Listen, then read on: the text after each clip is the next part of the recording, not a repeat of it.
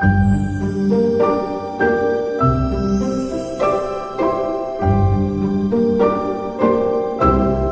semuanya, saya Rutana Pratinadia bersama dua teman saya, yaitu Novantria Salidar dan Tri Yuliana Handayani.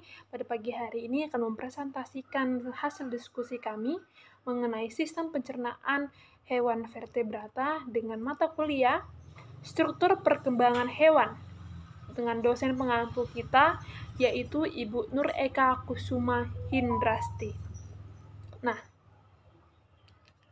apa itu pencernaan? Pencernaan adalah proses penghancuran atau perubahan suatu zat makanan dari yang kompleks menjadi lebih sederhana akibat adanya gerakan atau dibantu oleh enzim agar lebih mudah diserap oleh tubuh. Nah, fungsi dari sistem pencernaan ini adalah untuk mendapatkan sari-sari makanan, zat makanan, bahkan nutrisi pada makanan yang dibutuhkan oleh tubuh dan juga berfungsi untuk memudahkan proses penyerapan pada makanan. Nah, yang selanjutnya ada zona-zona pada sistem pencernaan hewan vertebrata. Yang pertama ada zona ingresif, yaitu terdapat bibir, gigi, dan lidah. Ada zona degresif yang terdapat usus halus dan usus besar. Yang ketiga ada zona egresif, yaitu terdapat kloaka atau anus. Dan yang keempat ada zona progresif, faring, esofagus, dan lambung. Nah, kita masuk ke sistem pencernaan hewan vertebrata. Yang pertama ada sistem pencernaan pada Pisces. Nah, ada saluran-saluran pencernaannya atau organ-organ pencernaannya. Yang pertama ada cavum oris atau rongga mulut. Di dalam rongga mulut ini terdapat lidah, gigi kecil, kelenjar mukosa, dan organ platin. Nah, apa sih fungsi dari masing-masing organ yang terdapat dalam organ mulut tersebut? Nah, yang pertama ada gigi. Giginya ini berfungsi sebagai pemecah-pemecah makanan. Nah, yang selanjutnya adalah lidah, yaitu berfungsi untuk memasukkan makanan ke dalam saluran pencernaan selanjutnya. Yang keempat ada kelenjar mukosa. Nah, yang selanjutnya ada kelenjar mukosa, di mana kelenjar mukosa atau kelenjar lendir ini berfungsi untuk mempermudah jalannya makanan. Lanjut, ada organ platin. Nah, organ pada rongga mulut Pisces juga terdapat organ palatin atau platin yang terletak pada langit-langit bagian belakang dan merupakan penebalan dari lapisan mukosa. Nah, organ ini terdiri dari lapisan otot dan kolagen yang berfungsi sebagai proses untuk membantu proses penelanan makanan dan membantu membuang kelebihan air pada makanan yang akan dimakan. Nah, selanjutnya ada faring. Faring berfungsi sebagai penyaring makanan, tetapi pada faring kadangkala masih ditemukan organ pengecap. Jika ada material yang bukan makanan, maka material tersebut akan dibuang melalui insang. Nah, selanjutnya ada ventriculus atau lambung. Nah, lambung pada ikan mempunyai dua fungsi. Yang pertama, selain sebagai fungsi penampung makanan, lambung juga berfungsi sebagai pencerna makanan. Pada ikan yang tidak berlambung, fungsi penampung makanan akan digantikan oleh usus depan yang dimodifikasi menjadi kantung yang membesar atau sering juga disebut dengan lambung palsu. Nah, selanjutnya itu ada pilorus. Pilorus merupakan segmen yang terletak di antara lambung dan usus depan. Nah, fungsinya sebagai pengatur pengeluaran makanan dari lambung ke segmen usus. Nah, organ yang selanjutnya atau saluran pencernaan berikutnya ialah intestium atau usus, di mana segmen ini merupakan segmen terpanjang dari saluran pencernaan pada ikan. Nah, perbedaan intestium pada pada tiap jenis ikan itu terletak pada bentuknya. Jika pada ikan herbivora memiliki usus yang menggulung dan panjang, sedangkan untuk ikan omnivora memiliki usus yang hampir sama dengan herbivora, tetapi lebih pendek. Sedangkan untuk ikan karnivora ususnya umumnya memiliki usus yang lebih pendek dan tidak menggulung. Nah, organ yang selanjutnya ada rektum. Rektum merupakan segmen dan saluran pencernaan yang paling ujung, di mana berfungsi untuk menyerap air dan ion dari proses pencernaan tersebut. Sedangkan pada larva ikan, selain sebagai penyerapan air dan ion, rektum juga berfungsi untuk penyerapan protein. Nah, organ yang terakhir ada anus. Anus ini merupakan ujung dari saluran pencernaan untuk mengeluarkan kotoran-kotoran atau sisa-sisa pencernaan makanan. Selanjutnya,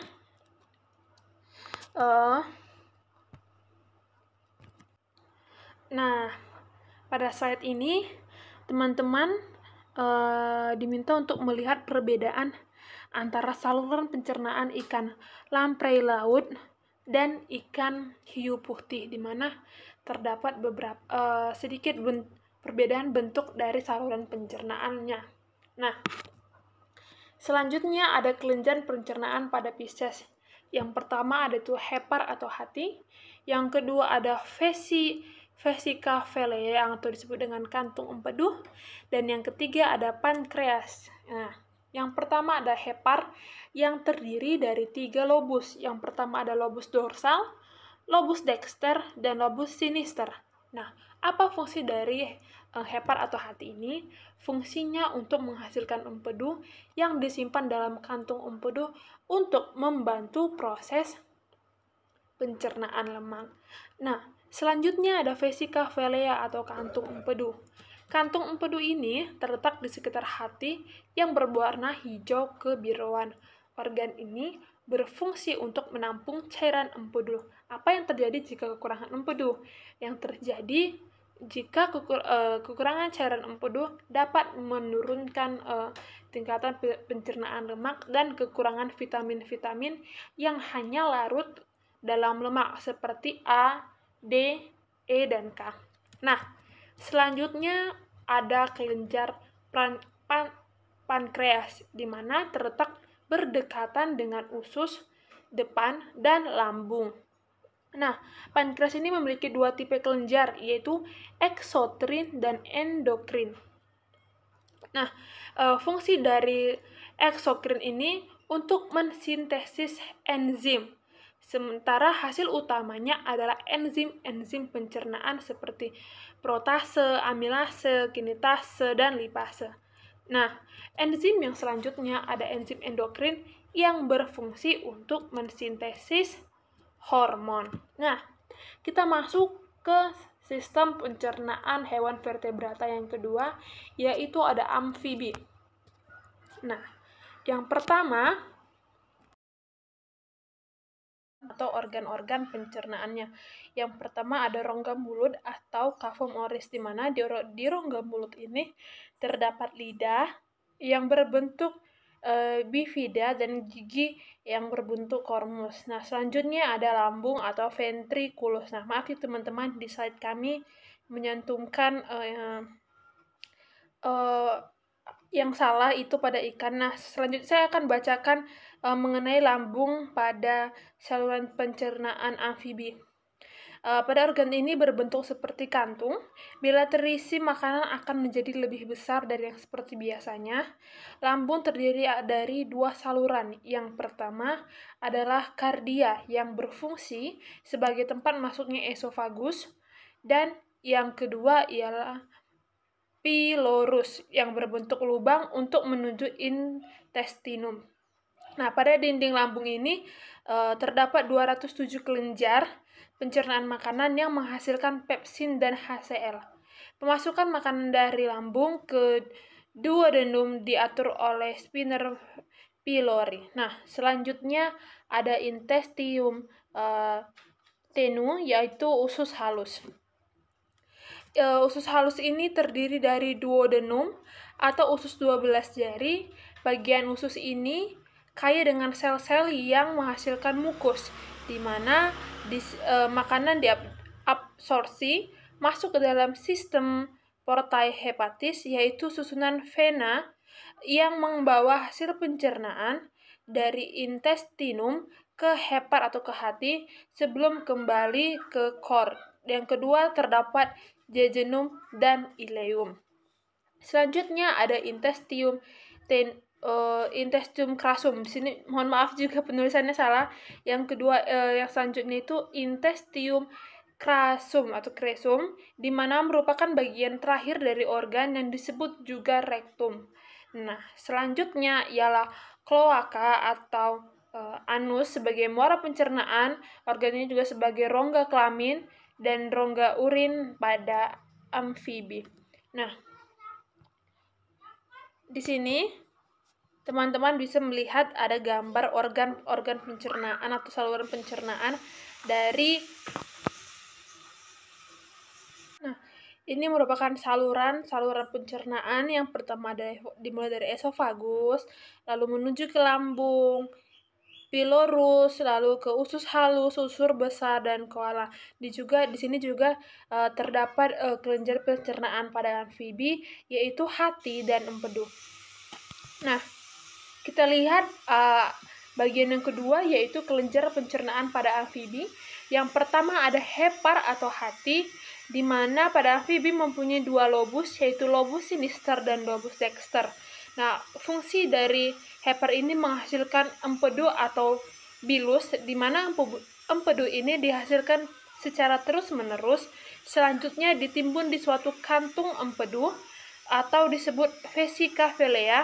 Melalui ductus choledocus, empedu dicurahkan ke duodenum. Nah, kelenjar yang selanjutnya yaitu kelenjar pankreas, di mana kelenjar ini berwarna kekuningan, melekat di antara lambung dan duodenum. Nah, pankreas ini menghasilkan enzim dan hormon yang berbuara pada duodenum. Selanjutnya, kelenjar ini juga mempunyai dua fungsi, yaitu sebagai kelenjar eksokrin dan kelenjar endokrin. Pada kelenjar eksokrin ini berfungsi sebagai penghasil enzim-enzim pencernaan. Nah, sementara endokrin adalah sebagai penghasil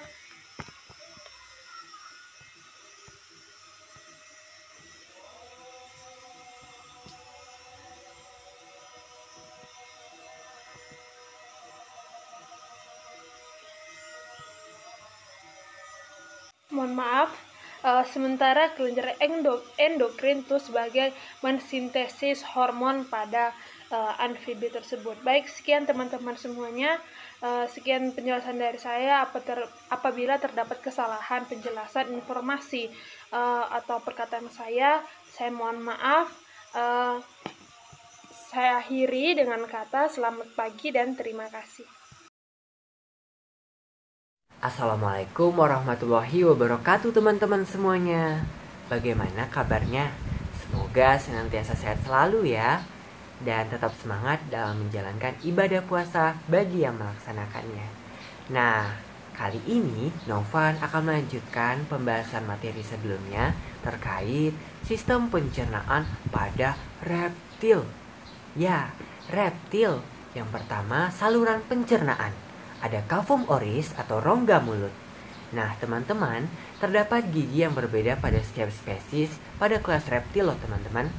Nah, kelas reptil ini memiliki lidah bifidia. Nah, apa itu lidah bifidia, Novan? Lidah bifidia ini, teman-teman, seperti bercabang. Contohnya, kita jumpai pada hewan ular. Ya, ular. Nah, selanjutnya ada esofagus atau kerongkongan sebagai penghubung antara rongga mulut dengan lambung atau ventriculus, di mana ketika hewan ini mengunyah atau memakan mangsanya, nah makanannya ini akan dibawa menuju lambung melalui kerongkongan ini. Selanjutnya apa? Ventriculus atau lambung. berperan dalam proses pencernaan makanan teman-teman. Nah, di sini dibantu oleh asam ataupun enzim. Nah, tapi perlu diingat loh teman-teman, pada ular proses makanan pertama kali dicerna pada lambung. Mengapa ya kira-kira? Karena teman-teman, biasanya ular memakan mangsanya itu langsung ditelan. Nah, oleh karena itu proses pencernaan makanan pertama kali pada lambung untuk hewan ular teman-teman. Kemudian intestinum tenue atau usus halus. Nah, perannya ada sebagai untuk penyerapan sari-sari makanan. Kita lanjutkan, ada cecum sebagai pembatas antara usus halus dan usus besar. Selanjutnya ada intestinum, crassum, dan cloaca. Nah, rektum ini bagian dari setelah intestinum crassum teman-teman atau usus besar. Nah, ujung dari organ rektum ini merupakan cloaca atau saluran pembuangan. Nah, reptilia lautan dalam selain sebagai alat pengeluaran akhir, cloaca ini juga berfungsi sebagai alat bantu pernapasan. Nah, reptilia lautan dalam ini seperti reptilia yang hidup pada zaman dahulu teman-teman, pada zaman purba. Nah, teman-teman bisa melihat nih, ada gambar struktur anatomi dari reptil, teman-teman bisa melihat. Ya, kita perbesar. Nah, selanjutnya teman-teman, ada sistem pencernaan pada aves. Nah, ada saluran pencernaannya yang terdiri dari paruh, yang merupakan modifikasi dari gigi. Nah, ada cavum oris yang merupakan rongga mulut. Teman-teman, mohon maaf, di sini ada salah mengetikkan, di mana rongga mulutnya ini terdiri dari paruh teman-teman. Kemudian faring atau berupa saluran pendek. Nah, kemudian ada esofagus, terdapat tembolok. Teman-teman bisa sekaligus mendengarkan penjelasan dari Novan dan melihat gambar yang sudah disajikan oleh kami, gambar struktur anatomi pada kelas aves ini. Nah, perannya ini sebagai apa Novan? Perannya ini sebagai tempat penyimpanan makanan yang dapat diisi dengan cepat. Kemudian ada lambung, di mana terdapat proventriculus dan ventriculus. Proventriculus ini lambung kelenjar yang mana banyak menghasilkan enzim pencernaan. Nah, kemudian ada ventriculus atau lambung pengunyah. Kemudian pada otot lambung ini berdinding tebal teman-teman. Selanjutnya ada intestinum yang mana terdiri dari usus halus dan usus tebal yang bermuara pada cloaca. Nah, usus halus pada burung terdiri dari duodenum, jejunum, dan ileum. Kemudian ada rektum dan cloaca yang berperan sebagai saluran pembuangan.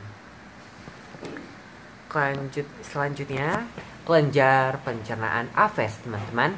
Kelenjar pencernaan burung meliputi hati, kantung empedu, dan pankreas. Nah, namun perlu diingat teman-teman bahwa untuk burung merpati itu tidak memiliki kantung empedu. Lantas, mengapa Novan? Nah, teman-teman, jadi sebenarnya burung merpati ini menghasilkan empedu yang dihasilkan dari hati. Namun cairan empedu dihasilkan dari kelenjar tidak ditampung oleh kantong empedu. Nah, melainkan langsung dialirkan ke dalam usus 12 jari atau duodenum. Nah, maka dari itu burung merpati ini tidak memiliki kantong empedu. Kita lanjutkan sistem pencernaan pada mamalia. Nah, salah satu contohnya adalah hewan ruminansia atau pemamah biak. Nah, apa yang dimaksud dengan hewan pemamah biak ini merupakan hewan herbivora murni teman-teman, di mana contohnya seperti sapi, kerbau, dan kambing. Disebut sebagai hewan pemamah biak karena memamah atau mengunyah makanannya sebanyak 2 fase teman-teman. Yang pertama, saat makanan tersebut masuk ke mulut, makanan terus ditelan. Kemudian selang beberapa waktu, makanan tersebut dikeluarkan kembali ke mulut untuk dikunyah sampai halus. Jadi begitu teman-teman. Penasaran dengan pembahasan selanjutnya? Tonton terus sampai habis ya teman-teman. Mungkin itu saja yang dapat Novan jelaskan pada kesempatan kali ini. Terlebih dan terkurang Novan mohon maaf. Sekian dan terima kasih. Wassalamualaikum warahmatullahi wabarakatuh. Assalamualaikum warahmatullahi wabarakatuh. Saya Triliana Nayani. Saya akan melanjutkan materinya, yaitu tentang sistem pencernaan pada mamalia. Sistem pencernaan pada mamalia, salah satu contoh yaitu hewan mamalia adalah hewan mammalia atau ruminansia. Sistem pencernaan makanan pada hewan lebih panjang dan kompleks dibandingkan hewan karnivora di bawah. Contohnya itu seperti macan tutul dan domba. Sistem pencernaan macan tutul itu usus halus, lambung, sekum, kolon. Sedangkan herbivora domba, usus halus, lambung itu bentuknya lebih lain, sekum dan kolonnya lebih berbelit-belit. Usus halus berfungsi sebagai pencernaan dan menyerap nutrisi dalam makanan dan minuman. Lambung berfungsi memproduksi beberapa jenis hormon yang berperan penting pada pencernaan. Sekum menyerap sisa air dan garam, dan kolon menyerap air dari feses. Selanjutnya itu sistem pencernaan pada mamalia pada saluran pencernaan pada kuda. Itu ada bagiannya, yaitu dari esofagus menuju trakea, lalu ke lung, terus menuju ke sesum, langsung lari ke intestin, menuju small intestine, lalu ke vagina, ke rektum, baru duodenum, dan liver. Esofagus itu penyambung antara rongga mulut dengan esofagus, di mana ukuran esofagus kuda biasanya 50 inci sampai 60 inci. Trakea yaitu untuk bernafas, menyalurkan oksigen dari udara ke bagian dalam. Di bawah juga ada salurannya, yaitu small intestine, rectum, stomach, sesum, large intestine, duodenum. Selanjutnya itu sistem pencernaan pada manusia. Dapat dilihat pada PPT atau penjelasan saya, itu ada rongga mulut pada manusia. Rongga mulut yaitu terdapat gigi pada lidah dan air liur atau gigi terbuka dari tulang yang disebut dengan dentin. Itu bagiannya itu ada gusi yang terdapat pada atas dari gigi, lalu gigi, nula yang terdapat pada bagian dalam atau tenggorokan, terus ada langit-langit yang terdiri dari atas rongga mulut kita, lalu di bawah ada juga lidah, baru ada langit-langit lunak. Selanjutnya kita pindah pada gambar di samping, yaitu macam-macam kelenjar pada manusia ya. Terdapat 3 kelenjar saliva pada mulut, yaitu kelenjar parotis, sublingualis, dan submandibularis. Bagian-bagian yang jelas yaitu dapat kita lihat ada parotoid duct, parotoid gland, sublingual duct, linguae tertum, sublingual gland, submandibular duct, submandibular gland. Baik, selanjutnya sistem pencernaan pada mamalia, yaitu itu terdapat pada lambung pada manusia, yaitu di mana lambung adalah kelanjutan dari esofagus berbentuk seperti kantung. Itu ada bagiannya, yaitu seperti esofagus yang pertama, lalu ke kardia, lalu longitudinal mukia layar, habis itu ke sirkular musika layar, lalu ke laser curvature atau media surface, lalu ke pyloric sphincter, langsung ke duodenum, pyloric canal, pylorus, pyloric antennum, langsung lagi ke fundus, ada left gastropipioic facialis, ada body, oblique music layer, overting mucosa, ada rugae, greater curvature atau lateral surface, yaitu gambar di atas itu merupakan lambung pada manusia. Yang selanjutnya ada sistem pencernaan pada manusia.